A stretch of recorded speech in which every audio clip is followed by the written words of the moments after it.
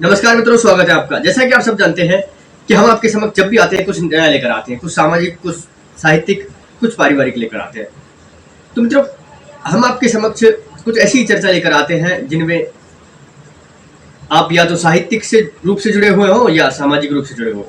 तो मित्रों, साहित्य और समाज एक दूसरे से जुड़े हुए हैं, ये हम सब जानते हैं। तो समाज में जो बुराइयां हैं, जो कमियां हैं, उनको दूर करने का, उनको दिखाने का काम साहित्य का है। तो समय समय समाज में पाई जाने वाली अनेक बुराइयां उनको दूर करने में साहित्य अपनी अपनी भूमिका निभाता है।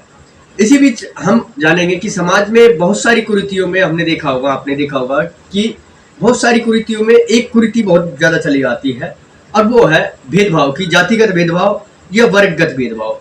तो मित्रों, भेदभाव आज के समय से ही नहीं, बहुत पुरातत्व काल से चला आ रहा है और कुछ कहते हैं कि उस समय पर नहीं था। जैसे कि आप सुनेंगे कि भाई सतयुग में नहीं था, कि त्रेता युग में नहीं था, कौन से युग में नहीं था, कुछ लोग ऐसे तर्क देते हैं। तो मित्रों, इन तर्कों को अगर आप एक साहित्यकार और एक के आलोचक रूप से जाने तो ये तर्क झूठे साबित हो जाएंगे। वो कैसे कि आप विभिन्न साहित्यिक कृतियां देखेंगे, उनमें इस प्रकार की छोटी छोटी कथाएं या फिर एक किसी चरित्र विशेष को दिखाया जाता है जो इस प्रकार की कुरीतियों से जूझता हुआ नजर आता है। जैसे कि इसी प्रकार की एक बहुत बड़ी कृति है आपके सामने, काव्यात्मक कृति है, और वो है रश्मिरथी।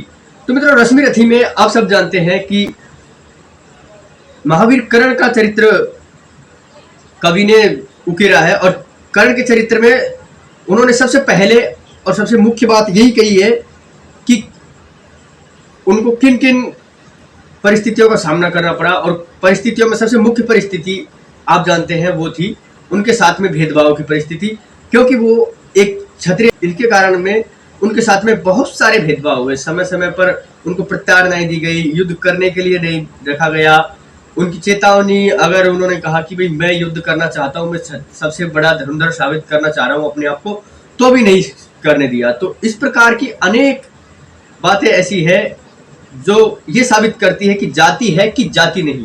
उस समय पे भी जातियां थी, कहने का मतलब ये है, और उस समय पे भी भेदभाव होते थे, चाहे कितना भी अच्छा जमाना हो।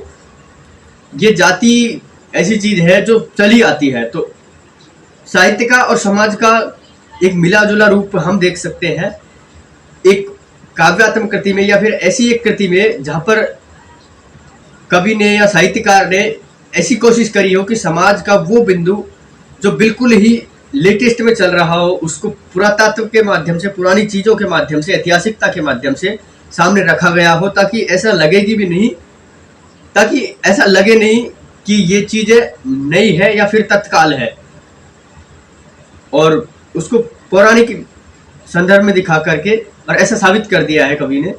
तो ऐसी ही एक कृति है, उसका नाम है रश्मिरथी। तो मित्रों, रश्मिरथी के कवि हैं, रश्मिरथी के, उनको किसी परिचय की जरूरत नहीं है। आप सब जानते हैं कि रश्मिरथी के रचनाकार दिनकर जी है। तो दिनकर जी को कोई परिचय की जरूरत नहीं है, द्वितीय राष्ट्र कवि। दिनकर जी को कोई परिचय की आवश्यकता नहीं है। आप भली प्रकार से एक बार जांच करेंगे साहित्यिक तौर पर, तो वहां पर आप पाएंगे कि दिनकर द्वितीय राष्ट्र कवि है। आग और अनल का कवि कहा जाता है इनको। तो उनका भाव यही रहता है रचनाओं में कि समाज की एक कोई ना कोई ऐसी चीज जो समाज में कुरीति बन करके हमारे समक्ष है, उस कुरीति को उकेरना, और उस कुरीति के संदर्भ में किसी पात्र विशेष के मन में जो भाव चल रहे हैं, जो संघर्ष चल रहे हैं, उनको दिखाना, और उन संघर्षों के माध्यम से वो हमें प्रेरित करना चाहते हैं कि हमें किस प्रकार से संघर्ष करना चाहिए जीवन में, और किस प्रकार से ऐसी समस्याओं का सामना करना चाहिए। तो ऐसी कृति जो रश्मिरथी है, इसमें उन्होंने बताया है कि कर्ण किस प्रकार से एक सूत पुत्र होते हुए भी, एक खलनायकों के खेमे से होते हुए भी एक महानायक की भूमिका निभा जाते हैं। जी हाँ मित्रों, आप सब जानते हैं कि ऐसा एक महानायक, एक ऐसा महायोद्धा जो खलनायकों के खेमे से आता है, फिर भी नायकों, महानायकों से भी अधिक प्रशंसा योग्य है। उन्होंने अपनी कथनी और करनी में फर्क नहीं समझा। कर्ण ने कभी ये, ऐसा आपने सुना होगा उसमें कि कभी कहा और किया नहीं, ऐसा बिल्कुल नहीं होगा। कर्ण के चरित्र से इसीलिए कवि प्रभावित थे कि उन्होंने भी अपने जीवन में एक ही चीज ले ली थी कि चाहे कुछ भी करना है लेकिन साथ हमेशा सच का देना है और कथनी और करनी में बिल्कुल हमें फर्क नहीं करना है। मित्रों, एक वाक्य छोटा सा आपको सुनाता हूँ कि दिनकर जी कांग्रेस में थे जब राष्ट्रकवि थे।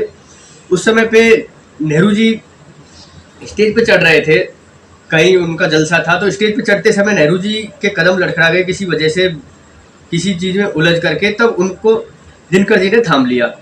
तो स्टेज पे बैठने के बाद में तुरंत ही दिनकर जी से उन्होंने कहा, नेहरू जी ने, कि धन्यवाद दिनकर जी, आपने मेरे को संभाल लिया। तो उन्होंने सीधा करारा जवाब ये दिया कि जब जब भी राजनीति लड़खड़ाई है साहित्य ने उसको संभाला है।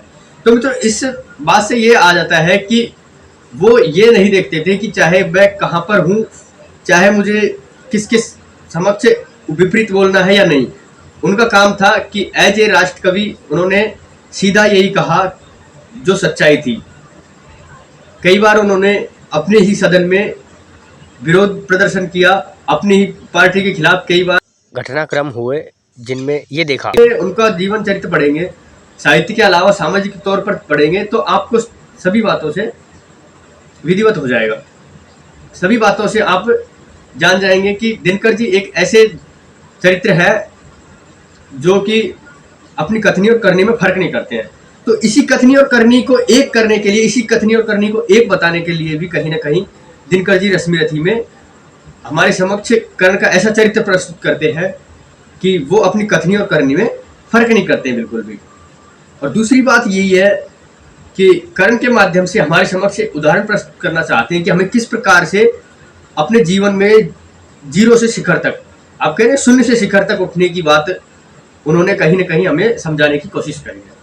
तो मित्रों, आज से हम आपके समक्ष एक घोषणा करते हैं कि हम आपके समक्ष जब भी आएंगे, जितना ज़्यादा समय हो सकेगा, हम आपके समक्ष दिनकर जी की ये कृति रश्मि रथी जितना जल्दी हो सके शुरू करेंगे और इसकी श्रृंखला वाइज पढ़ेंगे। जैसे कि हम हिंदी साहित्य का इतिहास जान रहे हैं, ठीक उसी प्रकार से रश्मि रथी को भी जानेंगे और उसमें मूल निहित बातों को आप एक बार मूलतः पढ़ लें, उसके बाद में इसकी व्याख्या कराई जाएगी, उसमें आप सब कुछ समझें।